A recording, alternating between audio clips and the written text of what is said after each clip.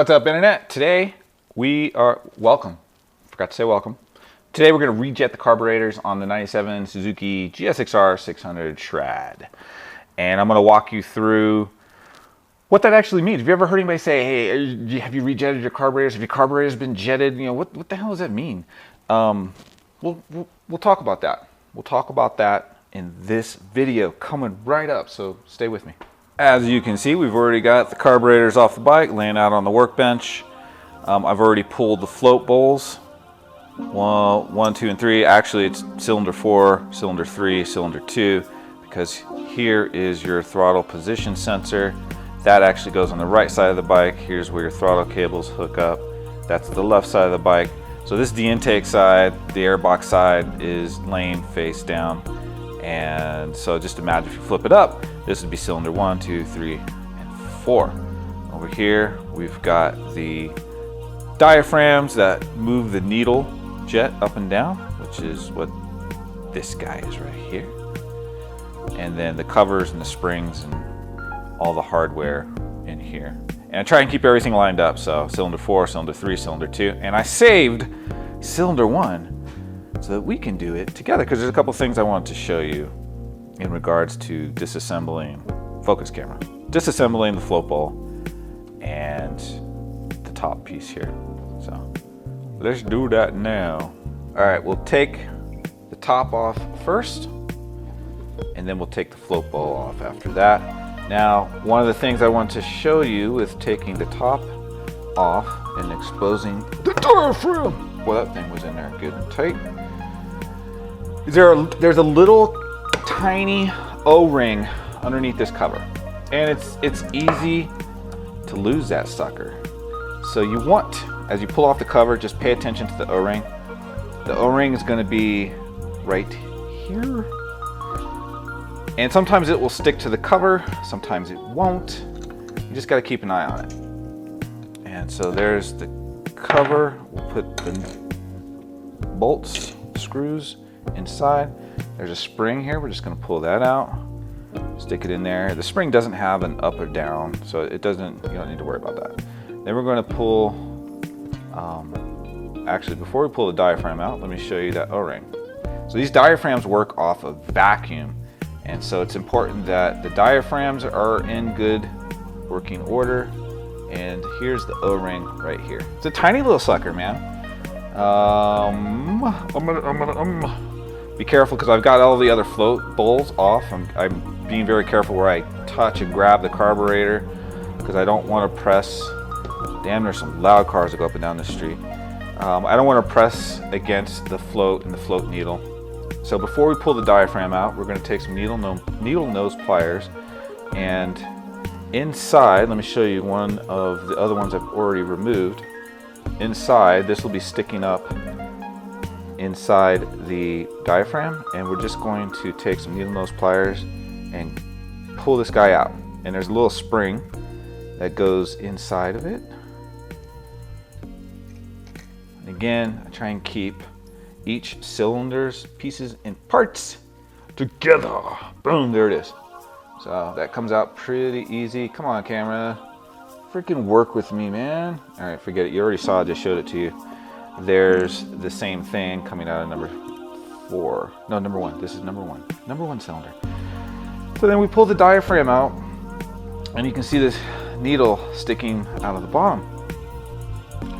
And with the piece we just pulled out, you can just press the needle up, or you can turn the diaphragm upside down, but you got to be careful, because you saw this washer just fell out. So this needle it's an adjustable needle, and it has a spacer. All right, camera, I really need you to do your thing. Let's spread these out. There we go. There we go. Thank you, camera. So you've got a washer, a spacer, a washer, and then a circlip, or we'll just call it a clip. And then, I don't know if it'll come through on the camera, but you've got notches where this clip can move up and down. And what that does is, fuel is down below. When you move this clip down, you're raising the needle up, and the needle is tapered, which probably certainly won't show up on the camera. But the needle is tapered, and as you move the clip down and you're effectively raising the needle up, fuel from the bowl through the main jet flows up. So by lowering the clip and raising the needle up, you're effectively allowing more fuel to flow through, or you're richening the jetting. Okay, there you go. That's how these needle jets work. One reason why I wanted to pull all of these out is to see what they were set on, and right now they're in the leanest position. The clip is all the way in the top groove. How many grooves do we have? 1, 2, 3, 4, 5. It looks like there's 5 grooves. 5. Oh, this suspense! So I could move this guy all 5 steps down and make it super, super rich, but we don't want to do that. So we're as lean as the needle will go. So I'm going to put that guy here. And next, we're going to pull the float bowl off. All right. So we've got 3 screws to pull the float bowl off. Underneath the float bowl, you'll find your pilot jet and your main jet. What I was just showing you that came out of the diaphragm, which by the way, I should put that over there, with cylinder number 1 parts, was the needle jet. So the main components are your needle jet, main jet, pilot jet. And I'm gonna include a little chart. I'll put it up on the screen right now, but it kind of shows where each of those pieces and parts, your main jet, needle jet, and pilot jet, it shows like what range or you know, where in the throttle application, and by throttle application I mean like when you open the throttle, a quarter, half, 3/4, full throttle, which of these pieces and parts are affecting how the bike performs at each of those throttle positions the most, right? So like when you're wide open, it's all the main jet. So let me show you that. Why did the screen go dark? I hope that is not a malfunction. I can't see. All right. This is your main jet, and it threads into what's called the main jet holder, and then this is your pilot jet right here.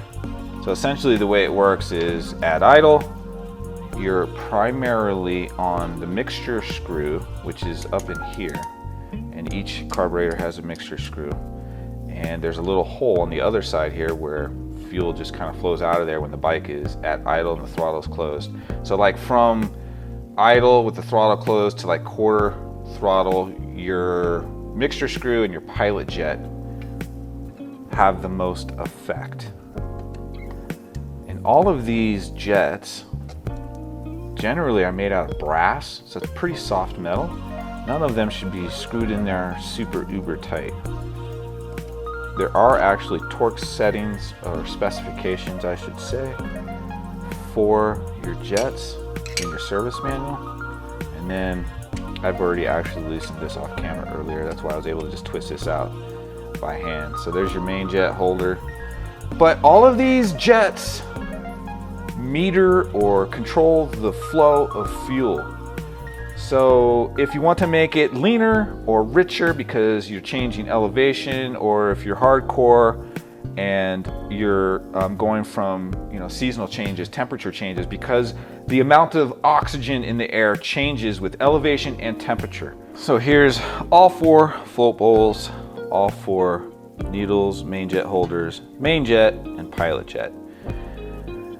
Boom! So what we're gonna do now, if we slide over here and look at our service manual, we can see the stock settings for sea level. Stock settings are generally always stock engine, sea level. So for our model, stock should be 125 main jet on cylinders number 1 and 4, and then a 122.5 on cylinders number 2 and 3. Now you might ask, why different size main jets with different cylinders? So on the Suzuki Shred being the ram air intake, the outside carburetors, number 1 and number 4, actually get more air than the 2 carburetors in the middle. cylinder number 2 and number 3. So more air means you need more fuel. So the outside carburetors 1 and 4 will have a bigger main jet to flow more fuel, and the inside carburetors will have a smaller main jet because they get less air. And that's just the way the ram air on the Suzuki GSXR's internal temp high. Allow it to cool. God bless it. I'm just not supposed to make a video today. That's what that means. I'm just not supposed to make videos today. Oh, lordy. Lordy, lordy, lordy, lordy. This has not been an easy video to make, folks. Not only did my camera overheat twice, I've been internal temp too high. Sure, whatever. My LED light over the workbench, one of the hooks came out of the sheetrock, mainly because I didn't screw it into a stud. I just went right through the sheetrock. So I yanked that to turn the light on, and sheetrock dust all over my carburetors, all over my workbench. Cleaned all that up, moved the hook so it's actually threaded into a stud. Should have did that the first time. My main hope that you take away from this video is that you don't need to be like a 20-year mechanic vet to pull carbs off of an old bike and rejet it. Or, you know, there might be some new bikes that still have carburetors. But for the most part, just be patient, be persistent, take your time, all that good stuff. And you can do this, man. There's a wealth of information on the internet. I'm going to share with you guys a link to kind of a troubleshooting description guide to jetting and carburetors. I read through it. I thought it was really, really good. So I'll share that link with you guys. Also, I'll have a link to a chart of spark plug colors, which I'm going to come back to that and why that's important here in a second if you don't already know. A tool that's very, very helpful, useful, is if you can get your hands on a jetting range chart, an elevation chart. Basically, it gives you good base settings based on elevation and air temperature to start at. Now, these settings assume the bike is stock. So if you have, you know, K&N air filter, full exhaust systems, you need to take you need to take those modifications into account because those are flowing more air. So you need to take the settings and kind of add on to that because you're going to need to flow more fuel than stock. And usually these elevation charts are based on stock engine, or the assumption is the engine is stock. So if you are, you know, changing location and you have an old carbureted bike, you need to rejet it, you can do this. You can do this. It's not that bad. Sometimes manufacturers like to use correction charts instead of elevation charts. The main difference is the chart's kind of the same, right? You've got elevations usually on your y-axis, and then you've got temperatures along the x-axis, and you just kind of go and you get a value.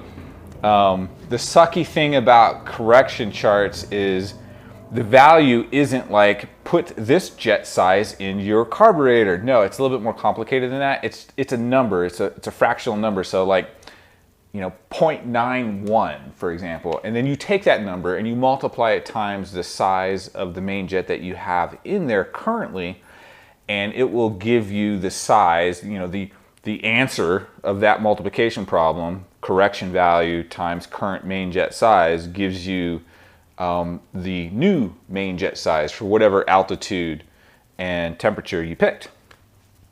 I don't do math, so I don't like correction charts.